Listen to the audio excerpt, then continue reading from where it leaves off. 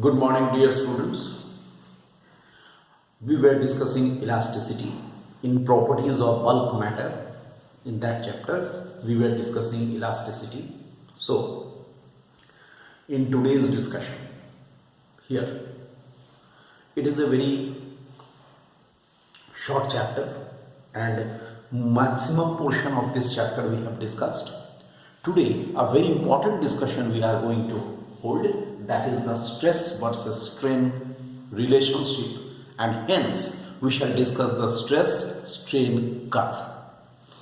We are going to discuss the stress strain curve. So let us now discuss the stress strain curve. Stress strain curve has been drawn with stress versus strain, as it is said in the topic. Stress versus strain has been drawn here. Okay. What is there? Let us now see what are the important features, what are the important things in this graph. Let us see. I am doing it pointwise.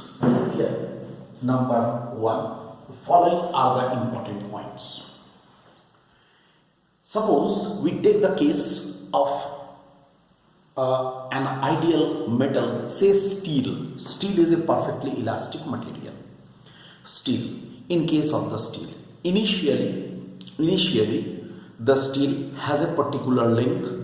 It is given a stress. Stress means force per unit effective area. So if the stress is increased initially, the strain will also increase in the first point. As the stress increases, strain also increases linearly. Okay, up to the point A. Linearly का मतलब क्या हुआ? What is the meaning of linearly? It is increasing linearly means stress is directly proportional to the strain up to the point A. A point is called the proportionality limit. Point A is called the proportionality limit. Up to the point A, it goes just proportional to each other. That means up to the point A, what we are getting, stress is directly proportional to the strain. Following Hooke's law. Stress is directly proportional to the strain. Following Hooke's law, up to the point A. That is the proportionality limit. Okay. After that, number 2. When strain is further increased, okay, then we are getting a curve from A to the point B. From A to the point B, we are getting a curved portion, and we are getting a point B. B is called the elastic limit, or it is also known as the yield point. YIELD, yield point, right? That means B point is called here the yield point. It is the yield point or the elastic limit. Up to this point, as we know that up to this point B, the elastic property of the substance is retained. What does it mean? It means if I load it up to the point B, if I give the stress up to the point B, and if I deload it, load ko hata deं, if we deload it, the wire will come back to the original condition in accordance with this part BAO. अगर मैं B point तक जाकर के भी, जहां elastic limit है वहां तक जाकर के भी इसको डीलोड करता हूं धीरे धीरे, it will come back to the original condition, means it is still perfectly elastic material. Then number 3, if stress is further increased, strain also increases faster, it is increasing faster. Look, and what we are getting? We are getting a point C. Okay, we are getting a point C. At this point C now, its elastic limit is crossed. It has come to the point C, at point C, if it is deloaded, it is coming back, it is trying to come back to the original condition along this path, CO dash. That means what? What does it mean? It means OO dash, which is called OO dash, which is called the permanent set. This portion OO dash, that means a permanent deformation has occurred. That means the property of plasticity has appeared. The property of plasticity. Okay, this permanent set actually indicates the plasticity occurred in the material. It means in the material the plasticity has occurred. Okay, a permanent deformation has occurred. Then number 4. Now we are coming to the number 4. If the stress is again further increased, then we are coming to this is the maximum amount of the stress on which it is the D point is called the tensile strength.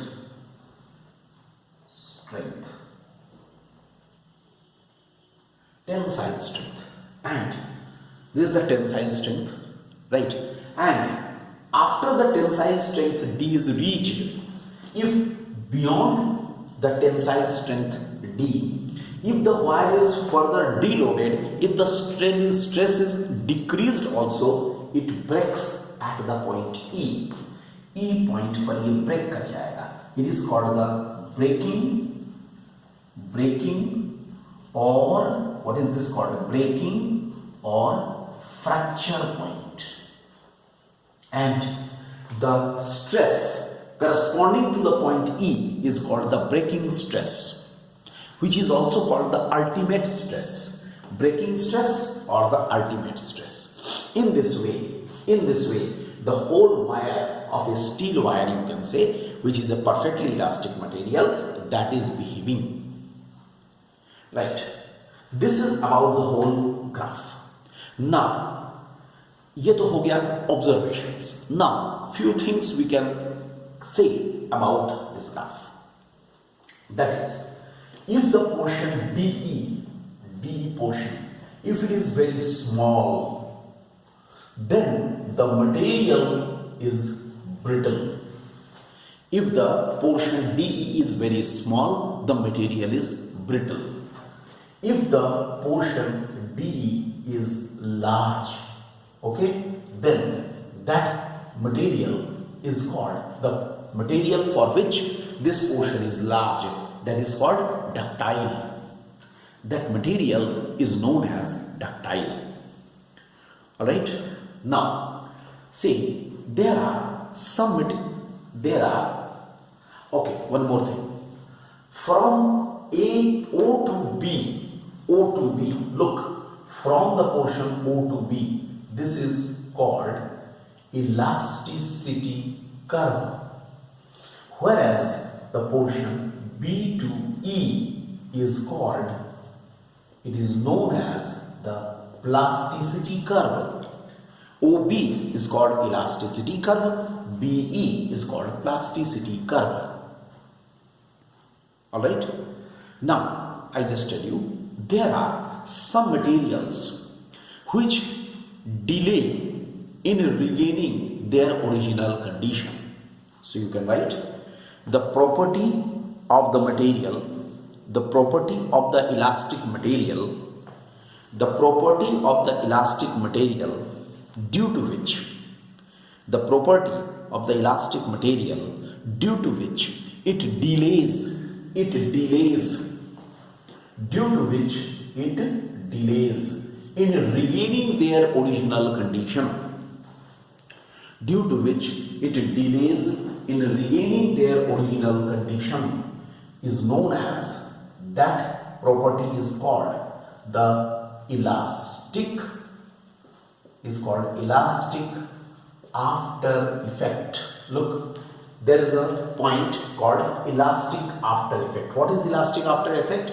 It is the elastic after effect is actually the property of the substance, elastic substance, due to which it delays in regaining its original condition. Right? There are some material which will regain its original condition very promptly, but there are some material which will delay in regaining the original condition. So those materials are, that property is called elastic after effect. Okay, and now there are some materials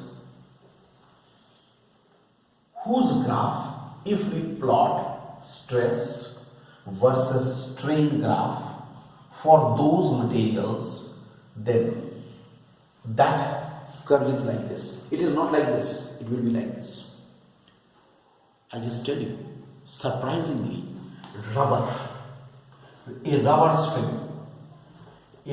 string, okay, has this type of the graph. If we plot a stress versus strain graph for the rubber string, it will be this type. Such type of the materials are called, okay, such type of the materials are called elastomers. Elastomers are the materials which can be stretched several times their original length. These are the materials, elastomers are actually the materials which can be stretched several times their original length. A rubber string, a short rubber string can be stretched to a longer distance, right? And rubber shows this type of the property. Stress strain graph is not like this, it will be simply a curve. Okay, so this is here, it is in this type of the graph is also there. Elastic in the human body, elastic tissues of aorta. I think you might have heard. Okay, it is aorta. It's a large tube which carries the blood. So it is also coming under this category of the elastomer. So elastomers are those materials which can be stretched several times their original length. Alright, so these are the things which are important in case of the stress strain graph. I think it is sufficient for us, and with this is the end of the elasticity. Okay, so elasticity is completed this year. As I told you before also, this year in the syllabus also few things have been curtailed, have been reduced, and after reducing those, whatever things we had to discuss, we have discussed it. This is the whole thing in this. I hope all of you have understood. This is regarding the elasticity chapter. Thank you.